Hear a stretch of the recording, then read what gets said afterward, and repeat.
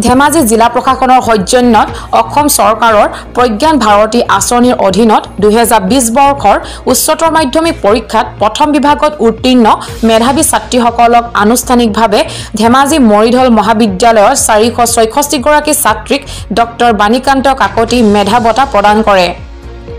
ধেমাজি জিলা পৰিবহণ বিভাগে 466টা হেলমেট প্ৰদান কৰে। উক্ত বঁটা প্ৰদান অনুষ্ঠানত বঁটা প্ৰদান অনুষ্ঠানত উপস্থিত থাকে অসম চৰকাৰৰ পঞ্চায়ত আৰু গ্ৰামোন্নয়ন মন্ত্ৰী নৱ কুমাৰ দলে, সাংসদ প্ৰদান বৰুৱা, বিধায়ক ডক্টৰ ৰণোজ পেগুৰ লগতে ধেমাজি জিলা প্ৰশাসন আৰু ছাত্ৰীসকলৰ উপস্থিতিত এই বঁটা প্ৰদান কৰে।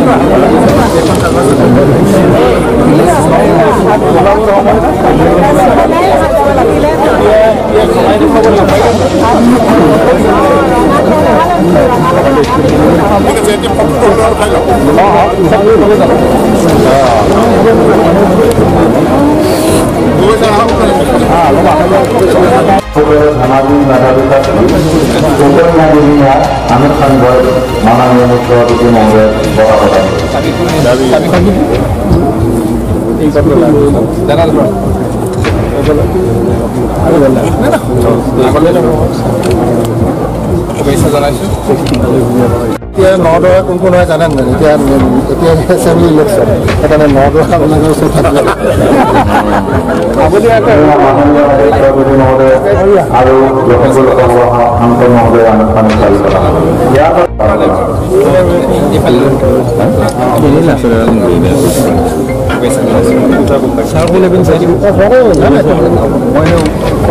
চবতে ওলাই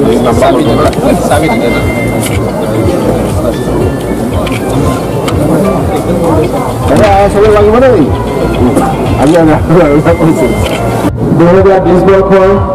উচ্চতৰ মাধ্যমিক পৰীক্ষাত প্ৰথম বিভাগত উত্তীৰ্ণ ছাত্ৰীসকলক ডক্টৰ বাণীকান্ত কাকতি বঁটা বিতৰণিৰ লগতে স্মৃতি বিতৰণিৰ সময়ত আমাৰ সৈতে উপস্থিত থকা লখিমপুৰ লোকসভা সমষ্টিৰ আমাৰ আটাইৰে প্ৰিয় কৰ্ম উদ্যোগী সাংসদ প্ৰদান বৰুৱা ডাঙৰীয়া, ধেমাজি জিলাৰ জনপ্ৰিয় বিধায়ক ডক্টৰ ৰণোজ পেগু ডাঙৰীয়া,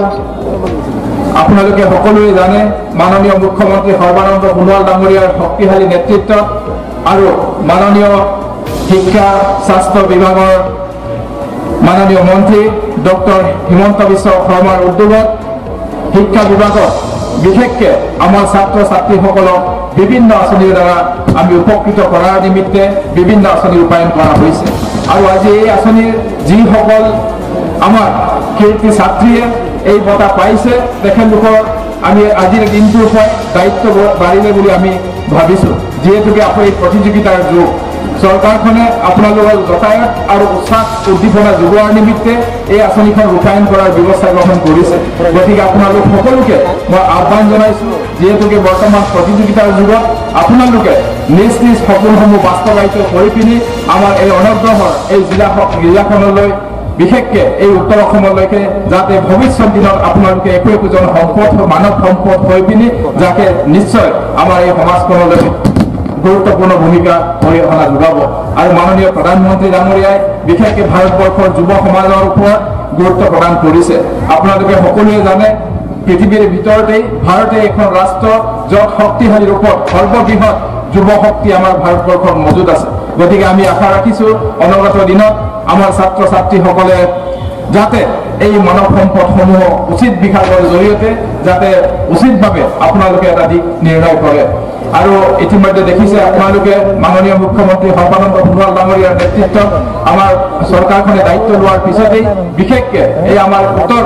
উত্তৰ অসমলৈ ধেমাজি লখিমপুৰ মাজুলী এই অঞ্চলটোলৈকে বৃহৎ সম্ভাৱনাৰ দুৱাৰ মুকলি কৰিছে বগীবিল দলং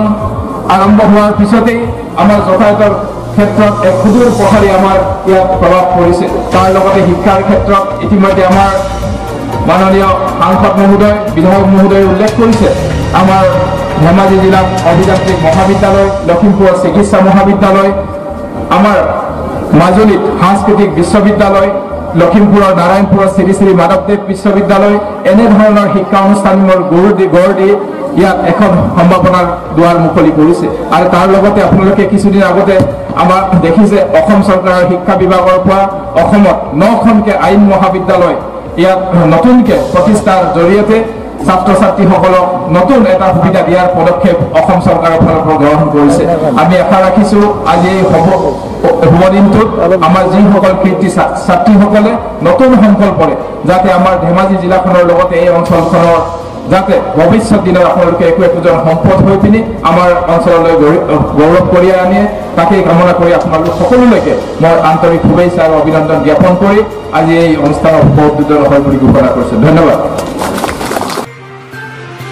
ধেমাজিৰ পৰা অপৰাজিতা গোহাঁইৰ ৰিপৰ্ট প্ৰতিদিন লাইভ আছাম।